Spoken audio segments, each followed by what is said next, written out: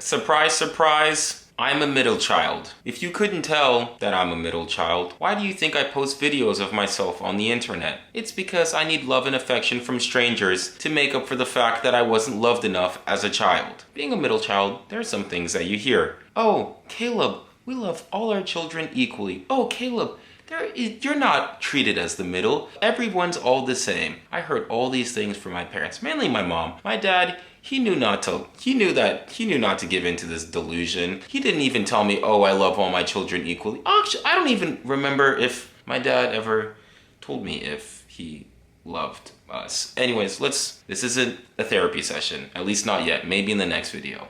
I wanted to talk about being a middle child because some people here might be the oldest, some people might be the youngest, some people might just be the ones in between or forgotten. It's interesting being the middle child because there are some unique things that I think happen when you're the middle child. And I wanted to talk about one time when I felt really special, because looking back at my perfect childhood where there were no errors, there's this one time my family decided to take me to DC. Now, why they were taking me to DC, I have no idea. It was just me, my mom, and my dad. In DC, there were their friends that were staying there at the time. My dad, he has a friend. His name is Justice Chibita, Mike Chibita. And he's a judge in Uganda, which really, it really means that he's a mafia member. You know, judges in Uganda are really a part of the mafia, but we're not going to get into how he can get a Mercedes-Benz in the middle of Africa. Where that comes from, how he has that, I have no idea. But no, my dad has a friend who's a judge in Uganda, and he was in DC for the day, so they decided to take me. You know what and it's funny because I don't even remember most of the trip. I don't really remember most of what we did, except of course there is one very important thing that I do remember. That what do 5 Africans do when they're in DC? You guessed it, eat Chinese food. Yes, I remember eating Asian food. Mind you, I have no memories of my dad ever eating Asian food or Chinese or whatever. Or the only Asian food we eat is Indian. That's it. But anything that was Thai or Chinese or Japanese, never seen him hold a chopstick in my whole entire life. But DC was the time he said, you know, it's my time to shine. It's time to pop that Chinese cherry and eat some Chinese food. Chinese food, it was good. It was good. I think I got noodles. I'm not gonna lie. I don't remember. But I bring that up all to say that even though I don't remember the trip, I don't even remember getting there. I don't remember leaving. I just remember eating some food, seeing, you know, my dad have his mafia meeting with Justice Chibita, and then leaving. It made me realize something about growing up and feeling kind of forgotten. It made me feel special because I think sometimes we forget that our parents are trying their best. Now, no, obviously people have bad parents. Some people's parents are Cowboys fans. I'm really sorry about that. And yes, they're deeply human and not everyone has good parents. But I think for me, my parents tried to make sure each one of us were special. Being the middle child and also having a sister that is more successful than you, yes. My older sister, Milka, definitely does a whole lot more than I ever could because she's living it up in New York City being an engineer. And it's interesting because every time I'm talking to one of my parents' friends, they know more about Milka than they do about me and Moses. It's actually very surprising. It's very interesting how they know all about my older sister, all about how she lives, all about her job, all about this. And then when what do you know about me? Oh, yeah, they tell me they have 2 boys. That's what they know.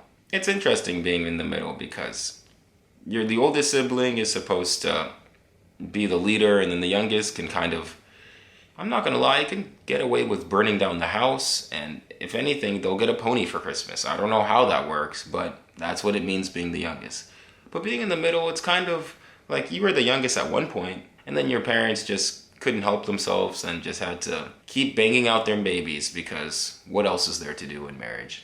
It's interesting being in the middle because as I'm now that we've all are all adults and we've all are either in college or moved out or just doing our own thing, it's interesting how I think back of how I always was trying to follow my sister in age and stuff and accomplishments, whatever. But then my brother was always just behind me. Now that we're all doing our own thing, it's weird because you kind of just have to go in your own path where everyone kind of does their own thing and we're not all under the same roof. And then when everybody comes back for Christmas and Thanksgiving, because that's the only time my sister can put up being in Dallas, which I don't blame her. I wish I could only be here 5 days out of the year, but you know, that's soon to change. It's as if we go back into a time machine, and it's as if we're back to the way things were before, where Milka has her dynamic, Moses has her. Oh my gosh, there's only 2 genders according to Trump.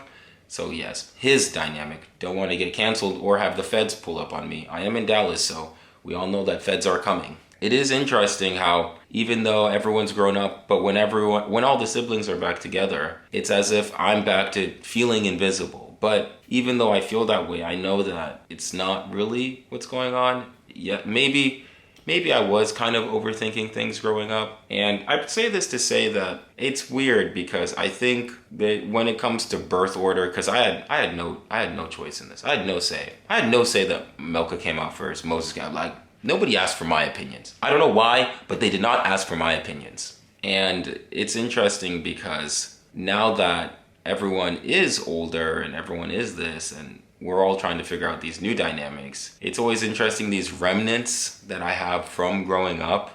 I'm trying to figure out what I want to be and who I want to be. I always sometimes go back to the default of, I'm just like some third, extra, whatever, middle. I know I'm not. Even though a lot of people ask me if I'm the only child. People ask me if I have any siblings. I don't know if that's a personal attack. Who knows? Who knows what's going on? I don't know what energy I give out, but apparently I give out only child energy. Something I don't even think about consciously. It's not something or maybe I do, who knows? Maybe it's deep entrenched in my brain and I just manifest it. But it was something I definitely wanted to explore more because being a middle child is something that, well, I had no choice in. I made the most of it. Or at least, who knows if I made the most of it. Who knows if maybe at these dinner parties or whatever, if I speak to my parents' friends, they'll maybe finally know about me. They'll finally say, Caleb, yes, we do know what you're up to. We heard you make videos on YouTube that get 5 views, which I'm very grateful for. I really am grateful for them. That's kind of just what I wanted to talk about when it came to being the middle child. And another thing I want to say is Happy Lunar New Year for everyone who celebrates. I definitely might or might not eat Chinese food. I haven't really thought that far ahead, but I did want to, because by the time this video is uploaded, the Lunar New Year would have either been in way or would have, it would be doing its thing, okay? It's the year of the snake. Time to shut off some bad luck and do our thing.